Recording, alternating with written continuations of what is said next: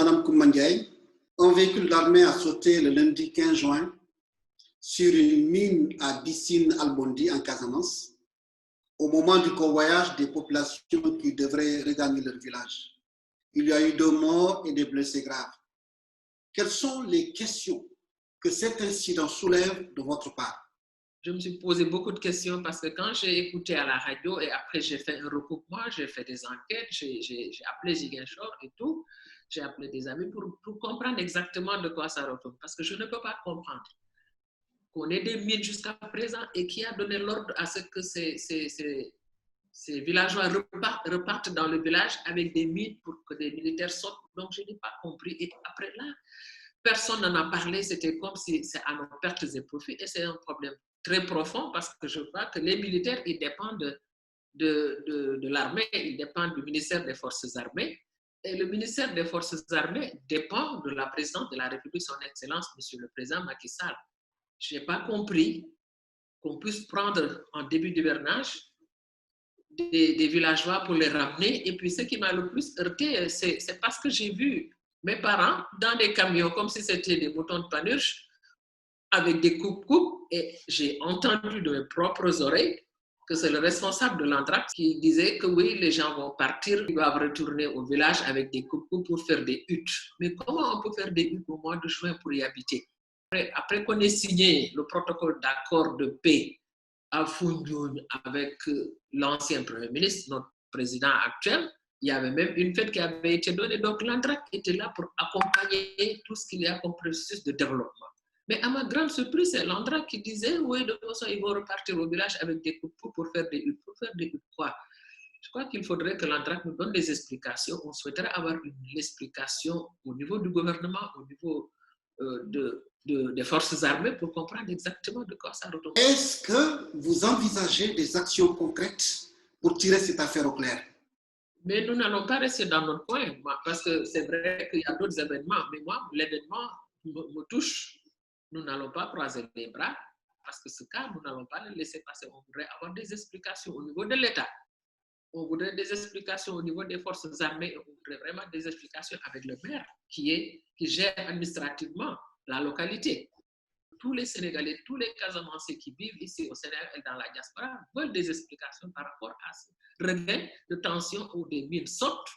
Parce que aussi, nous avons les noix d'anacarde aussi. Vous savez, chez nous, hein, quand on a la guerre, c'est une rente.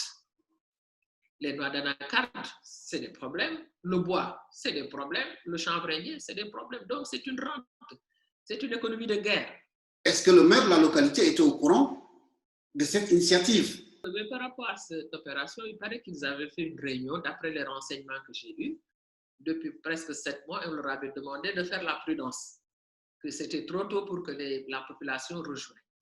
Mais je crois qu'ils n'ont pas été entendus, ni le gouvernement, ni tout le monde. Ils ont amené les gens comme des chairs à canon. Et malheureusement, c'est nos enfants qui ont sauté dans les mines et on les laisse là-bas. On ne sait même pas sur quoi. Parce qu'avant, moi, je voyais avec les ONG, ils accompagnaient la population, ils construisaient des maisons, ils mettaient des zincs et tout. Mais aujourd'hui, prendre des coupes, des huttes, ça, c'est la première fois que je vois ça.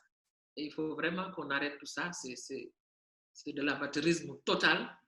C'est un manque de respect pour la population. Et je voudrais vraiment que ce débat-là soit mis sur la table, que les gens viennent nous donner des explications. Il faudrait qu'ils s'expliquent par rapport à ça. Avez-vous des moyens de pression pour pousser les autorités gouvernementales à vous fournir des réponses aux questions que vous vous posez? Mais le premier moyen de pression, c'est d'être là, au niveau des médias. Parce qu'il faudrait quand même que les questions soient posées, que les gens soient au courant de ça. C'est la première pression. Après là, on va monter crescendo. Depuis l'accalmie, depuis l'avènement de son Excellence le Président, c'était calme et tout. Mais je crois qu'on devait en profiter pour faire le démiage. Pendant l'accalmie, rien n'a été fait. On disait que c'était fini, alors tout est bon, tout sent bon. Or que tout est là. Tout ressurgit sur la table. C'est ça ma question. La pression. C'est tout le monde, c'est de le prendre en charge avec tous les parents de la Casamance, toutes les femmes de la Casamance, qu'on se lève comme un seul homme pour poser des questions et qu'on nous donne des réponses. Ça, c'est la moindre des choses. Quel est l'appel pressant que vous formulez à l'endroit des autorités étatiques pour le règlement des problèmes causés par la crise casamançaise? moi, je crois que l'appel que je vais formuler, c'est d'abord de revenir sur terre, que tout ce qui avait été signé au niveau de ce conflit soit effectivement réglé. Il y a des papiers qui ont été signés. L'ANDRAC est là. L'ANDRAC doit nous donner des explications par rapport à ça, parce que si l'ANDRAC existe aujourd'hui, c'est parce qu'après la signature de Founioun et de tout, on a dit, maintenant, ça, c'est le bureau pour exécuter. Mais on ne sait pas, parce que c'est peut-être, on nomme quelques petits politiciens par-ci, par-là. Ben, je ne sais pas. En tout cas, ça, c'est mon sentiment. Et ils ne sont pas expliqués par rapport à ça. Donc, moi, je crois que l'appel que je vais faire, c'est qu'il y ait un regard sur ce problème et qu'il y ait des choses à régler, qu'on le règle. Mais on ne peut pas aujourd'hui, après 30 ans, 40 ans, que des gens sautent sur des mines. On n'a pas déminé jusqu'à présent. Ça me heurte. Et je crois que ça doit heurter tous les Sénégalais, parce que le problème n'est pas un problème casamançais seulement, c'est un problème du Sénégal en Casamance.